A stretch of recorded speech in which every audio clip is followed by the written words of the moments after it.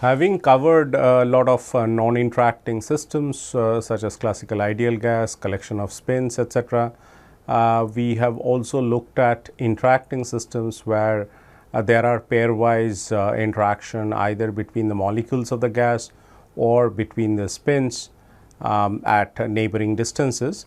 Let us come to some special topics which are usually not taught as a part of the statistical mechanics course, but then I thought that this could be an interesting introduction to the black hole thermodynamics.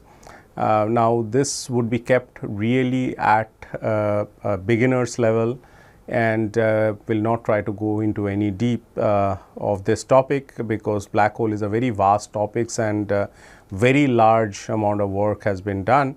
We just concentrate on a very small narrow topic of this called as the thermodynamics of the black holes, and it's mainly based on these paper by Bekenstein, that too a small part of the paper of Bekenstein, which is called Black Holes and Entropy, which was published in 1973 in Physical Review D. And you can also see this YouTube lecture by Dr. Bibhash Majhi, who has this, this talk is actually based on these paper that you see there. So, we will just cover very basics of black holes and its thermodynamic properties, and will not really go into the details or derivations. The mathematics will be kept to the minimal, and let us see how much we can do with that. The field of study of black holes is called as astrophysics, and astrophysics is a very vast subject with various aspects, not only of black holes, but other gravitational bodies are dealt with. And so, what are black holes? These are the end phase of the massive stars, which are really heavy. They are excessively heavy to be supported under gravity. We have seen some kind of stars which are called as white dwarf stars, which are very old, and they are left with the ionized helium gas, which we have actually studied as a application of degenerate Fermi systems, and that could also be a special topic. In any case, we have derived the mass of the sun and so on, or mass of the star and how it is related to the mass of the sun. And these black holes are similar objects. They are very heavy and to be supported under gravity, and the mass actually continues to accumulate at the center, and in doing so it becomes so massive that the escape velocity of matter, which is given by root over 2 gmr, and that reaches the speed of light, because this m keeps increasing. And when it does, then the matter or rather light cannot come out or matter cannot come out either, and so it is called as a black hole. And when this happens, the collapsing matter cannot communicate any information to the outside world. So, that is outside the black hole.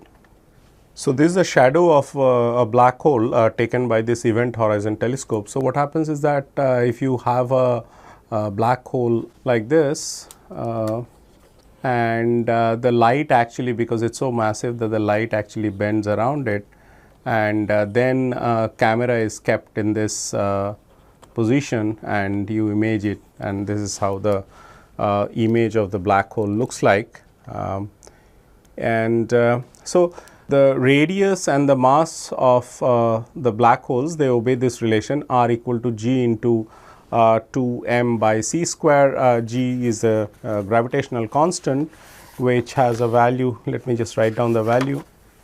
So, g is equal to 6.67 into 10 to the power minus 8 centimeter cube by second square, and c is of course the speed of light, which is 3 into 10 to the power 10 centimeter per second. So, this is 6.67. Okay. So, those are the values, and that is the radius and the mass relationship between of the black hole. And So, Hawking actually combined quantum mechanics and general theory of relativity to calculate the emission of radiation from the black hole. We have said that the black holes, there is no information that comes out. So, how is this the information or the radiation that comes out from black hole? In fact, this is the quantum mechanical idea.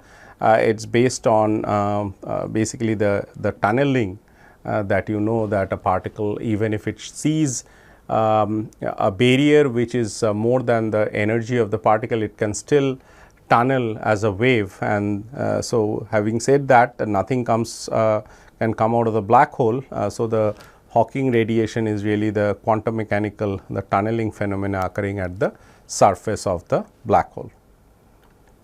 So, Hawking found that the black holes emit perfect black body radiation with a temperature which is given by all these things, which is h cross c cube divided by 8 pi g m k.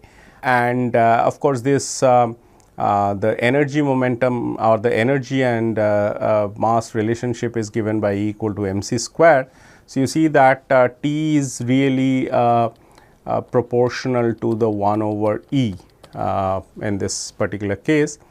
And but nevertheless, what is important here is that there is a concept of temperature that is coming out of the black holes, and this makes one to suspect that there is a close relationship between these black holes and the thermodynamics that we have learned, or the properties of the black hole and thermodynamics.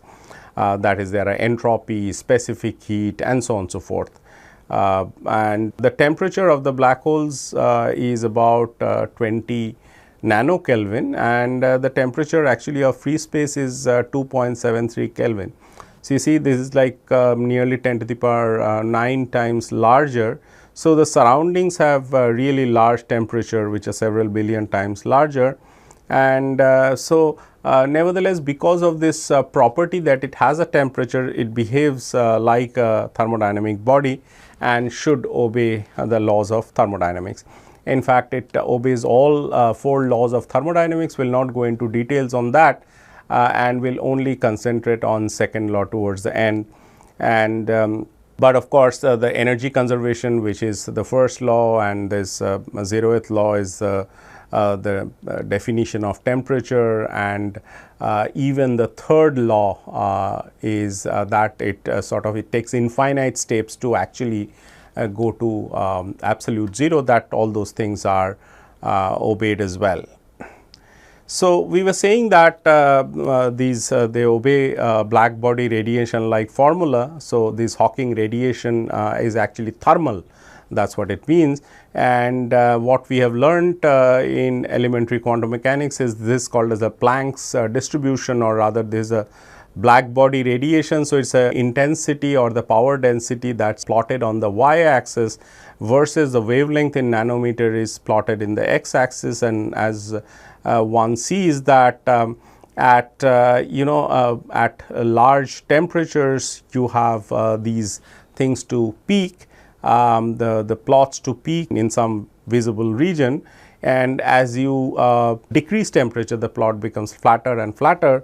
And this is what was found earlier, that as you heat up a metallic object, then the emission of radiation changes frequency from the blue to the red range. As you see that the peak of the largest one, that is corresponding to 6000 Kelvin, this is the 6000 Kelvin, is truly in the blue side, whereas as you come to something around 4000 Kelvin, it has shifted towards the red side, and so on.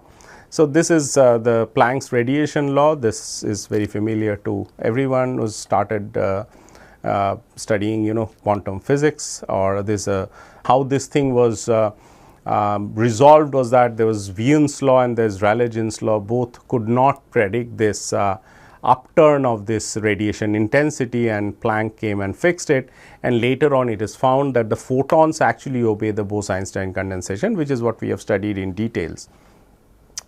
And emission of this Hawking radiation can be visualized in this fashion, that it's basically there is a black hole and there is things coming out of the surface. This radiation is shown by these yellow dots, and this taken from this YouTube video. This is a sort of video for understanding black holes for the beginners. And it's just that a little different thing happens here, because the notion of temperature is a little different for the black holes, and which is what we are going to emphasize here. So, you see that there are these smaller black holes, they emit these kind of distribution or the intensity versus wavelength that looks like the one that's shown there, and it's slightly invisible. These blue ones, which are, you see that there are really this kind of flatter distribution and peaking at very large wavelength or small frequencies. So, the bigger black holes emit lower frequency light and less light overall. Again, this is from the same YouTube. This is just a snapshot of the black hole radiation intensity of the Hawking radiation that comes out. So, as I said that the notion of temperature is different in black holes. Thus, in spite of obeying the laws of thermodynamics, they should have distinct features. Okay. And how is it different? How is the notion of temperature different in black holes than ordinary thermodynamic bodies? We find that when energy is added, it gets cooler. Okay. And further it heats up by emitting Hawking radiation. That usually does not happen to normal thermodynamic bodies. When you give energies, the internal energy increases, and internal energy being a sole function of temperature, the temperature increases. But here something reverse happens, and this has consequences in having a negative specific heat, is which we will see later. And so, if you give energy, it cools, and when it emits radiation, it gets hotter, and that's something that's counterintuitive, but that's what happens. In fact, as I said that this tells you that if it happens that you give energy and the system becomes cooler, that's not very usual, but then one can actually get it in the lab, or rather achieve it in the lab. If you take an insulated bottle of ice cold water, and that as you put in energy, it gets cooler. In any case, that's not a stable system, and this leads to the instability of the black holes as well. However, we will show that this is actually a property of the Schwarzschild black holes, but there are other kinds of black holes which do not show these property of negative specific heat. Okay. So, let us come to entropy, which is known to be a very important thermodynamic quantity, and we know left to itself any system would try to achieve the state of maximum entropy. And Bekenstein inferred that the entropy of the black hole is proportional to the area of the black holes. Okay. So, the entropy goes as the area. That is an important finding, and the entropy is known to be an increasing quantity. Of course, at best it does not change for completely reversible processes where delta S is equal to 0, but in general the area of the black hole should increase to have consistency with the notion of entropy. Okay. So, how do we reconcile that there is an entropy of the black holes? And let me put it this way, that suppose we have a mass just outside the black hole which has an entropy. So, there is a positive entropy there of that mass, and suppose the mass is sucked in inside the black hole, and then there is no information that comes out, then it will look like that for outside region the entropy would go down. But the entropy, the total entropy does not go down, in fact it increases, because the black hole has, it kind of expands, or rather the area of the black hole increases. In this connection, there is a quantity called as a information entropy, it is called as a Shannon entropy as well. We have nevertheless, we have looked at these formula in a sense that this Pi denoted the probability of the system to be found in some energy level and so on. It poses of course an additional concern, We pose the question that we have just stated, or rather the thing that we have explained, we sort of put it in slightly different terms. Since everything goes inside the black hole, it gets absorbed and it never comes out. So, the entropy actually denotes the lack of knowledge or inaccessible information about the internal configuration that is there inside the black hole. Okay. So, this entropy is actually the lack of knowledge or inaccessible information. What I said is that if there is any mass that is sucked inside a black hole, and since we would know nothing about it later once it is inside, it may seem that the entropy decreases for the region outside the black hole. Thus, to be consistent, the area has to increase, which as said is proportional to entropy. Okay. So, it is the area of the black hole that is a very important parameter in the discussion of these thermodynamics. So, we have different kinds of black holes. They are called Schwarzschild black holes, which are stationary. They are not moving, and rather they do not evolve, and they only have mass. We have Kerr black holes, which are spinning. They are not stationary, they are spinning, and they have mass and angular momentum. And there are Carr-Newman black holes, which are spinning, charged, and so they have mass, angular momentum and charge as well. We will just talk about this Kerr black holes. That is, we will just talk about them to be having angular momentum and mass, but no charge. So, aim is to establish a correspondence between the thermodynamics and properties of black holes. And in particular, we want to have a generalization of the second law of thermodynamics applicable to the black holes. Okay. So, let me start a little bit of writing formulas and a bit of calculation, but nothing would be done in a rigorous way.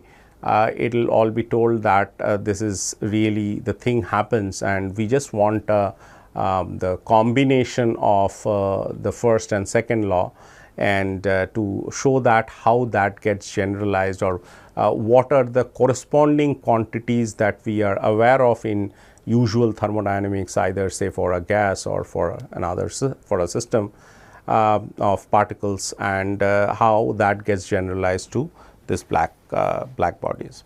So, we write combining first and second law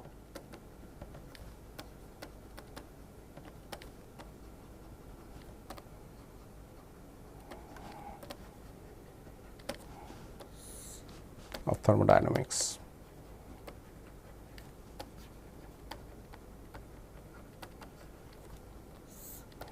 So, this is du equal to TdS minus PdV.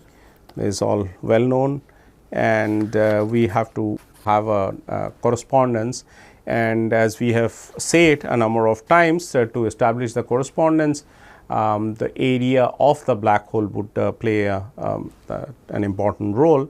And when we talk about area, we talk about a metric, or rather this is called as the area metric, which is written as ds square, and this is say in sort of in Cartesian coordinates can be written as c square dt square plus dx square plus dy square plus dz square, and in spherical polar coordinates it is written as c square dt square plus dr square plus r square d theta square plus r square sine square theta d phi square.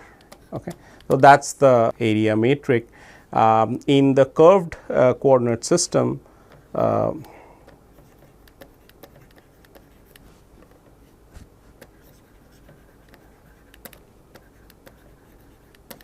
so basically we are talking about space time to be curved, and there we write this down as in notational, this thing is in terms of this matrix.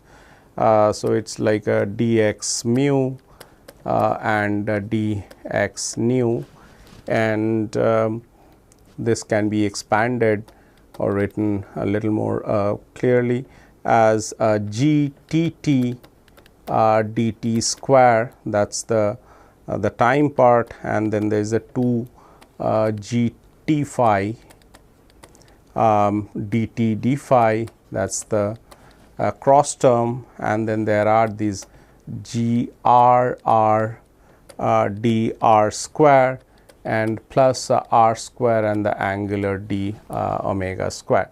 So, this is the general form of the metric, and this metric has a singularity where we have a GRR that goes to infinity. Okay.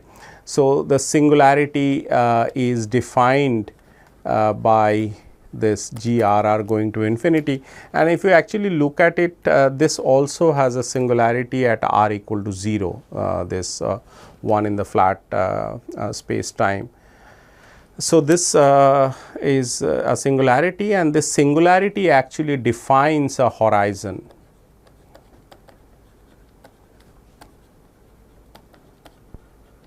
Okay. So, what we do is that we calculate 1 by GRR equal to 0, and from this condition one gets that is the singularity of this this quantity, one gets r plus and minus, and this r plus is actually greater than r minus, and in this particular case we will write it the expressions for r plus minus without any sort of proof. So, r plus minus for this Kerr black hole comes out to be m plus minus root over of m square minus a square. We write that without a proof, where a is nothing but j over m, that is the the angular momentum divided by the mass.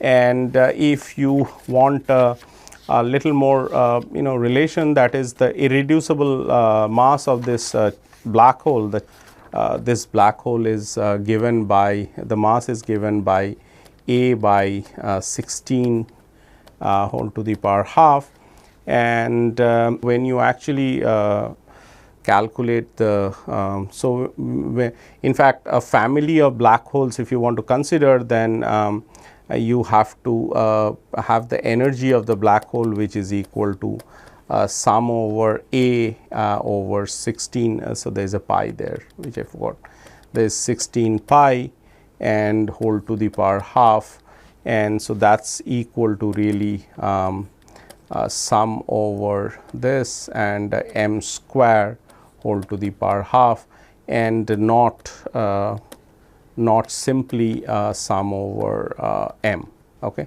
So, E is not equal to, which means that this is not equal to the E, but rather you have to get this sum over all these family of black holes, and then you have to do a square of the mass. Anyway, that is not very important here.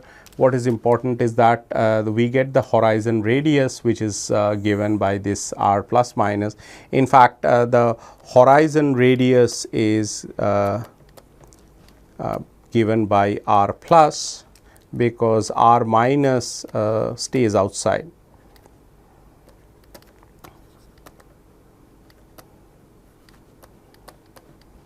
Okay. So, r minus is inside. So, you are actually approaching the black hole from outside, and you will first encounter this the r plus, which is related to the radius of the horizon. So, we have this is the horizon which has a radius which is r plus is given by m plus root over of m square minus a square. If you have a charge there as well, then you have a minus q square inside the square root, and a, as we have said, that this is related to the angular momentum which is equal to m. So, that tells you that r plus, that is the horizon radius, is a function of m and a, which means or m and j. Okay. So, this is a function of a and j, So the area which is going as r plus square. So the area is a function of j and m, or we can also say it's a function of a and m, because this is related to j is related to a by this relation a equal to j by m. Okay. And this is equivalent to the fact that the internal energy is proportional to the S and V, that is the entropy and this volume. And so if you do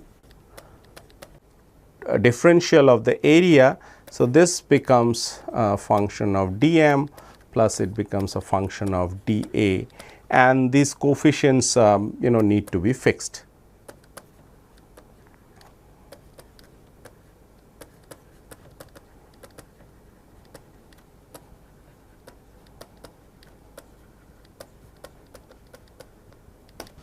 Okay. So, this is the thing that we have in hand, and we will not derive anything, we will simply write down these coefficients, and such that we get a a look-alike of the second law, or rather combining the first and second law of thermodynamics. This is what we want, that this we need to have an equation similar to this for the black hole and establish a correspondence between various terms. Okay. So, for the car black holes,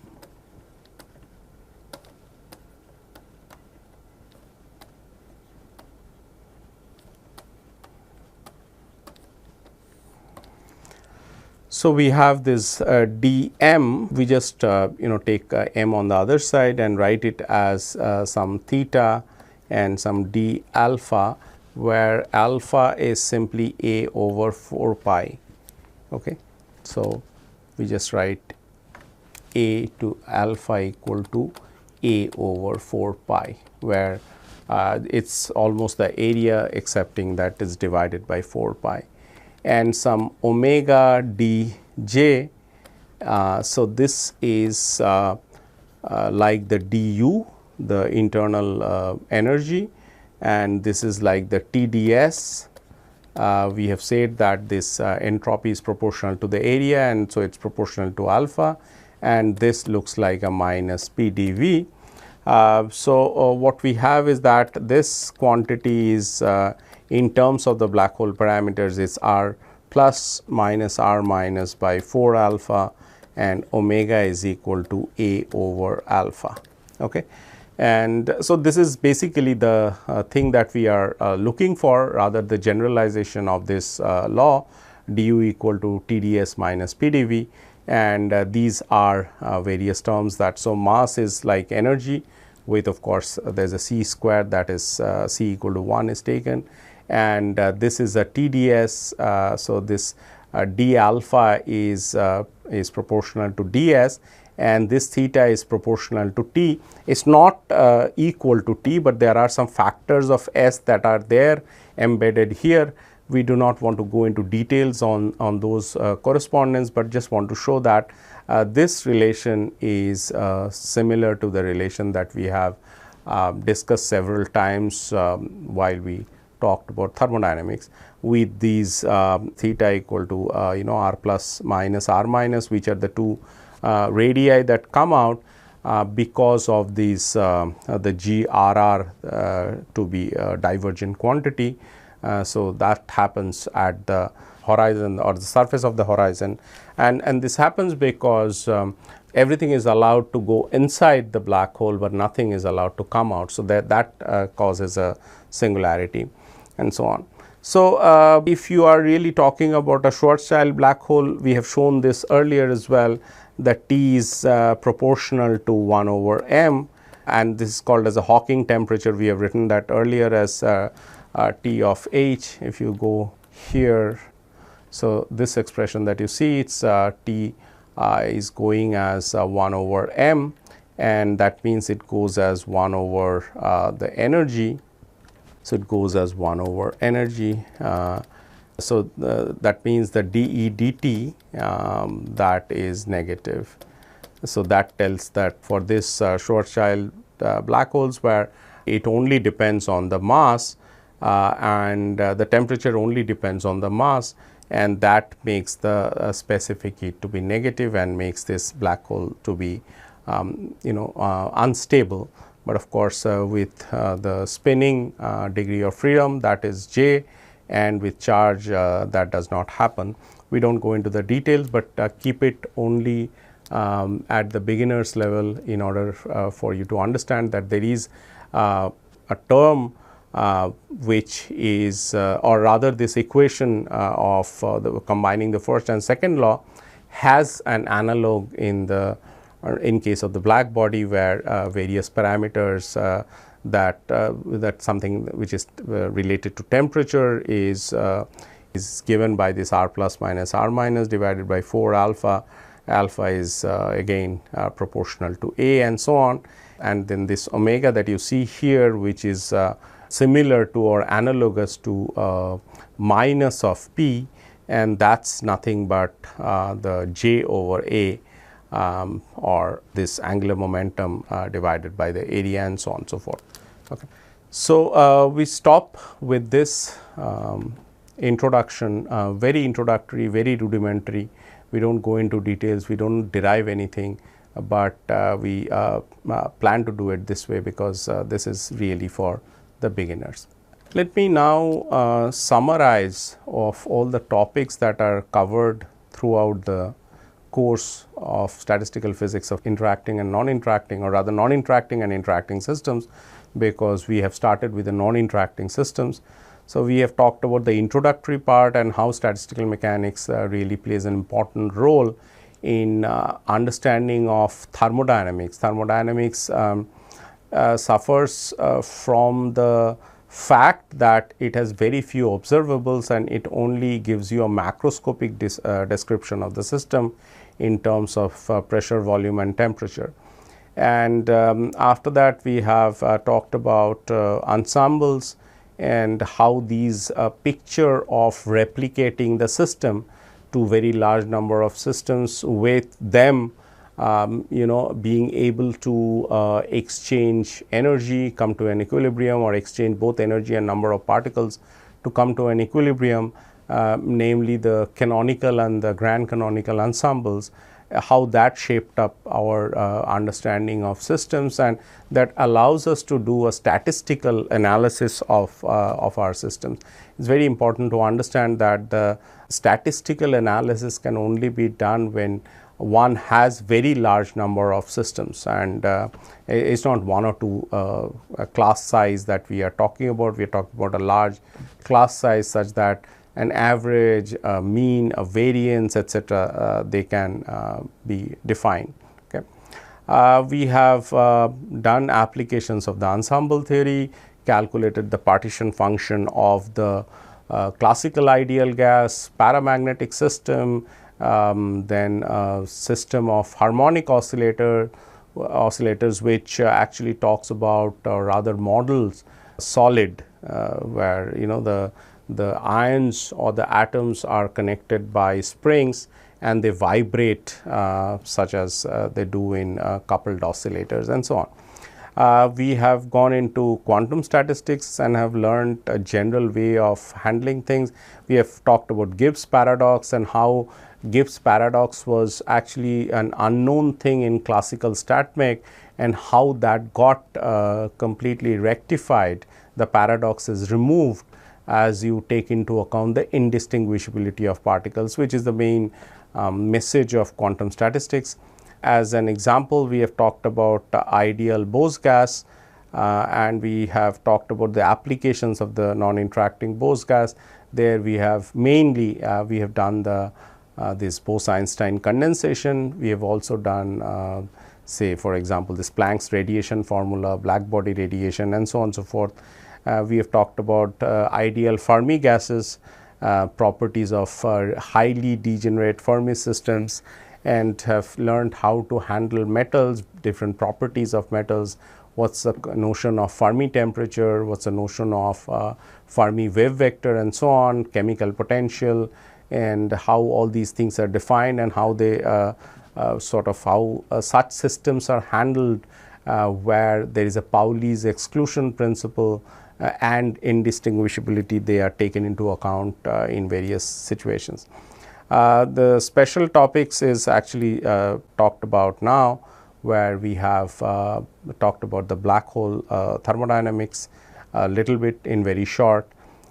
We have also talked about interacting systems, and in that connection we have talked about some really the exact solutions of Ising models, such as the transfer matrix method, or there are these renormalization group and so on.